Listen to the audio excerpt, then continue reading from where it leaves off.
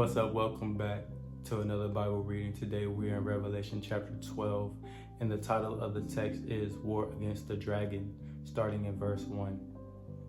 And there appeared a great wonder in heaven, a woman clothed with the sun, and the moon under her feet, and upon her head a crown of 12 stars.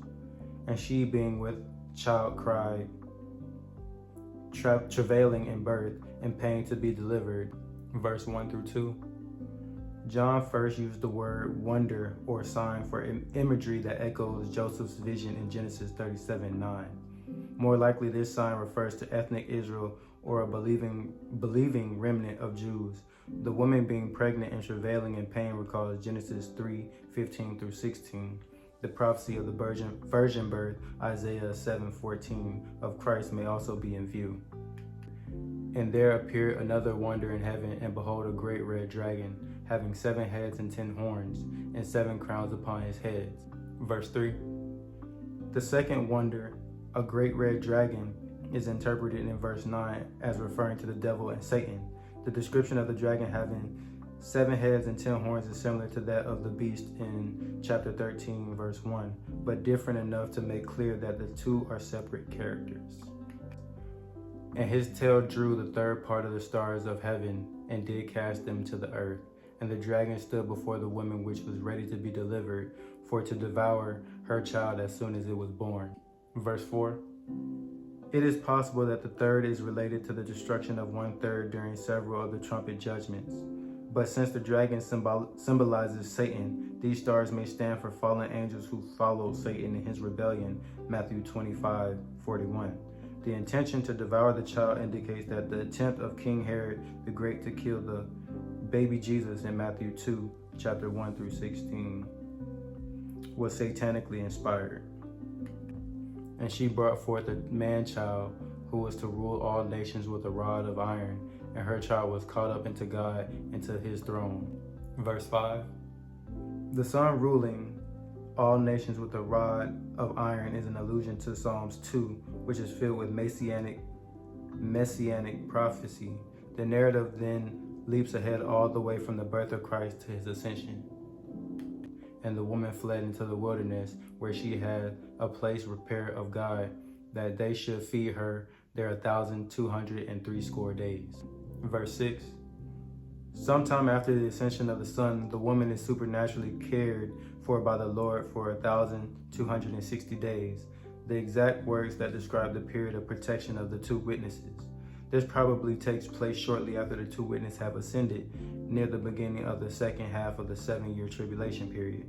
The woman fleeing likely is representative of Jewish converts who feared God and glorified him after the witness was resurrected and ascended. The wilderness was the setting where the nation of Israel was protected by the Lord from Pharaoh's army and was miraculously fed manna and quail in Exodus 16. And there was war in heaven. Michael and his angels fought against the dragon, and the dragon fought and his angels, and prevailed not. Neither was their place found any more in heaven. And the great dragon was cast out, the old serpent called the devil and Satan, which deceiveth the whole world. He was cast out into the earth, and his angels were cast out with him. And I heard a loud voice saying in heaven, Now is come salvation and strength and the kingdom of our God and the power of his Christ. For the accuser of our brethren is cast down, which accused them before our God day and night. Verse 7 through 10. The war in heaven probably also takes place just after the midpoint of the tribulation period.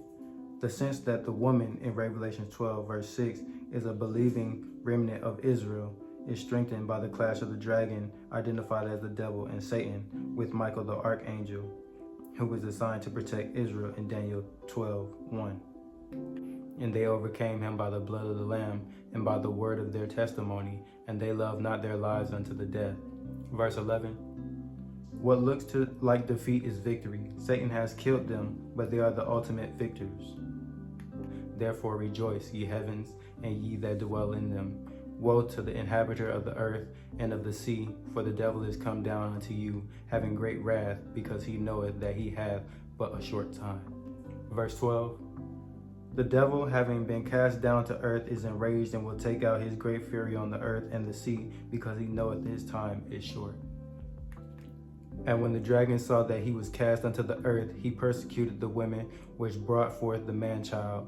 And to the woman were given 2 wings of a great eagle, that she might fly into the wilderness, into her place, where she is nourished for a time, and times and a half a time, from the face of the serpent.